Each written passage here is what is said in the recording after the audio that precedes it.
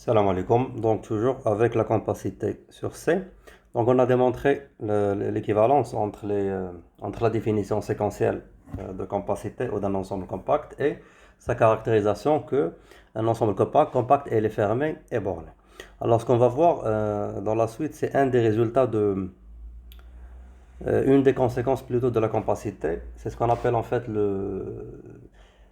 c'est un truc qui est analogue à ce qu'on appelle le théorème des valeurs extrêmes, d'accord, bien le théorème de Weierstrass dans l'analyse, qui dit que chaque fonction continue sur un compact, bon, l'original c'est que chaque fonction continue sur un intervalle qui est fermé et borné, il va admettre bien sûr un maximum et un minimum, mais on ne va pas démontrer ça directement sur C parce que C, il n'a pas une notion d'ordre, donc du coup on ne peut pas dire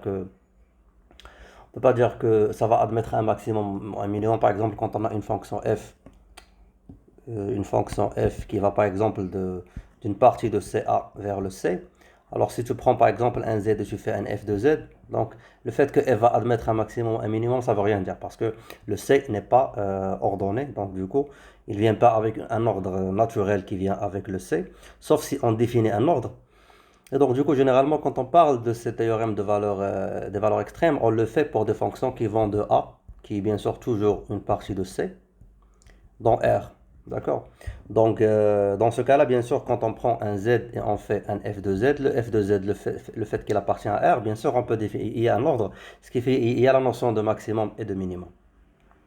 Et donc, ce qu'on fait généralement dans le complexe, c'est pourquoi ce théorème dans l'analyse complexe, elle est importante, parce que généralement, on peut considérer une fonction f qui est complexe, qui va de A vers C, et qui prend bien sûr un z et elle fait un f de z.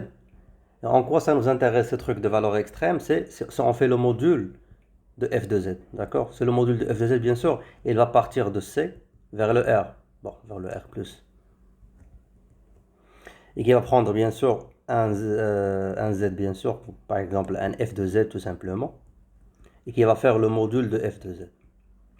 Et on peut l'appliquer bien sûr parce que le f, déjà comme j'ai dit, elle est supposée continue, et la valeur absolue, elle est continue, ce qui fait la composition de la valeur absolue avec le f, elle va être continue, ce qui fait on peut appliquer ce théorème. En fait, avant de parler de ce théorème, on va démontrer quelque chose. Euh, on va démontrer deux trucs avant de parler de ça, c'est que rappelons, on a défini bien sûr la continuité au sens topologique, même au sens analytique, c'est que généralement quand on dit que f est continu, par exemple sur un point, sur un z dans C, ou bien dans A qui est dans C, c'est la définition standard, c'est-à-dire que quel que soit epsilon supérieur à 0, il existe un delta qui est positif tel que. Alors, rappelons, dans l'analyse, on dit que si le x moins ça dépend, on va dire, c'est dans z. Si tout simplement, on dit que le x' moins x, par exemple, est inférieur à delta, ceci implique que le f de x' moins f de x est inférieur à epsilon. Pour conclure que f, elle est continue sur f de x. Pardon, que le f, elle est continue sur x. Alors, bien sûr, on ne va pas le faire de cette manière, même si ça revient au même, parce qu'au lieu de la valeur absolue, on va avoir le module. Mais je vais le faire d'une façon en utilisant bien sûr les disques ouverts, qui sont bien sûr des boules ouvertes, et parce que c'est le truc standard qu'on fait dans l'analyse complexe.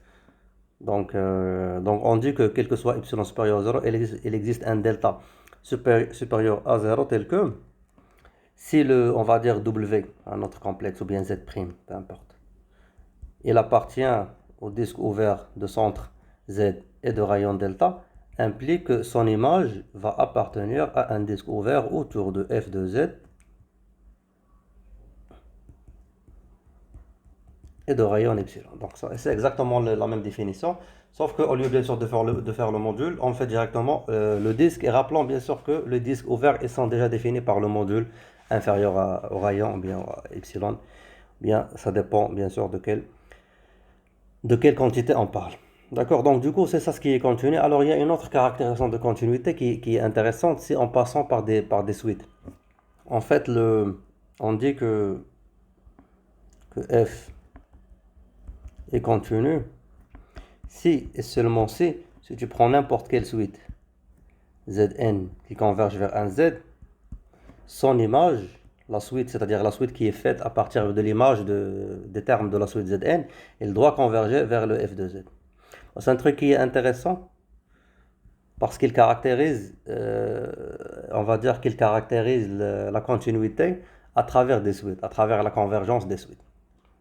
Et bien sûr, ça c'est facilement démontrable, c'est que si on fait ça c'est 1, ça c'est 2, donc la première implication, on va partir du fait que f est continu, et on montre bien sûr que une suite Zn qui converge vers Z, son image doit converger vers le f de Z. Donc on prend une suite Zn qui converge vers Z, et donc du coup,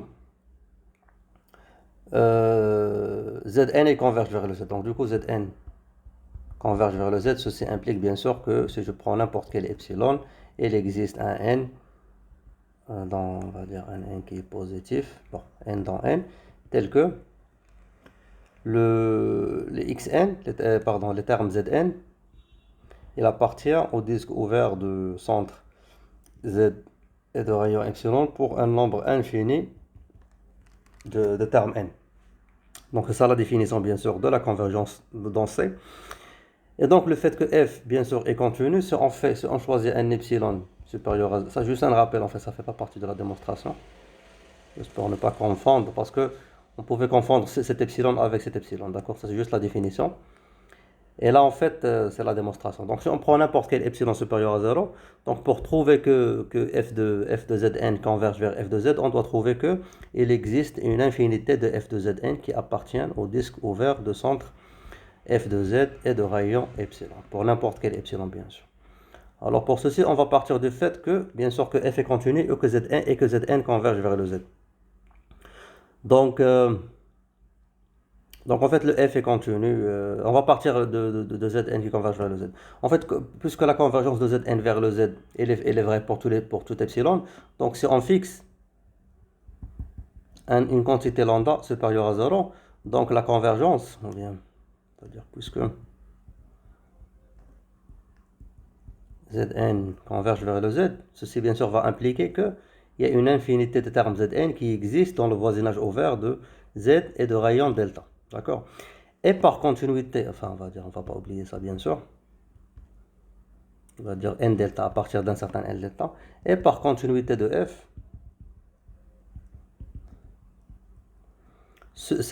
rappelons la continuité, c'était quoi? C'était cette implication en fait, c'est le fait que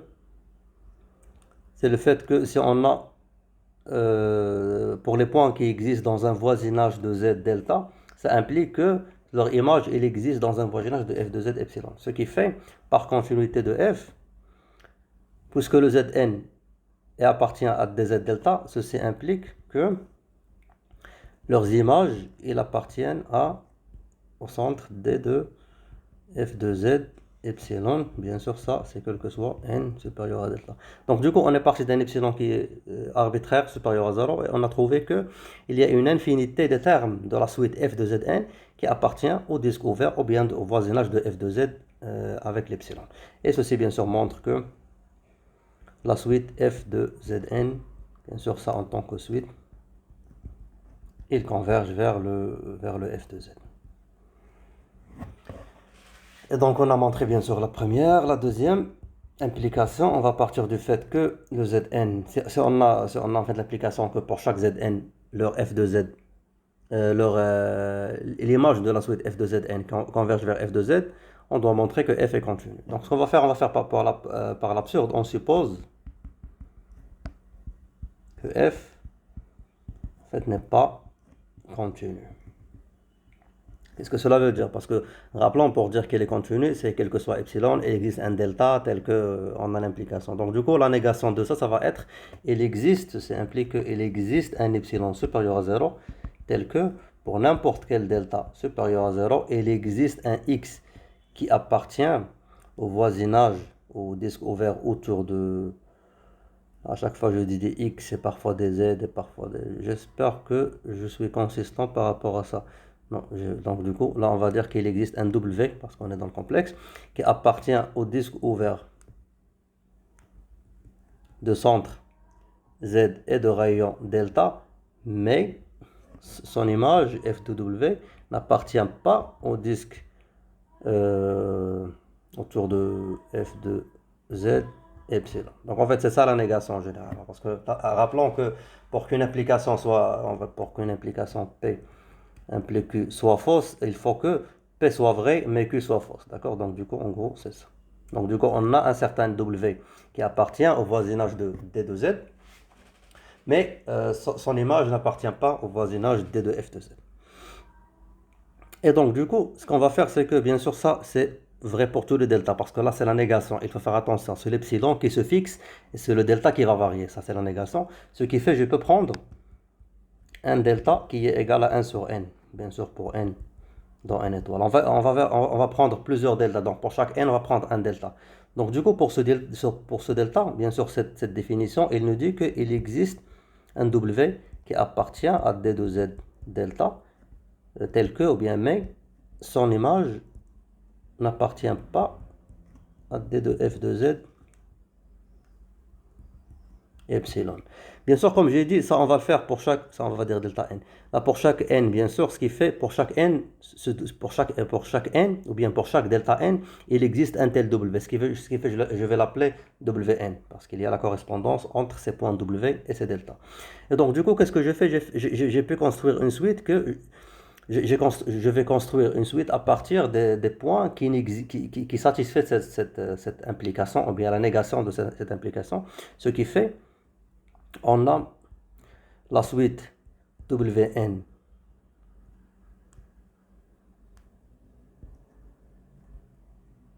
qui converge vers Z.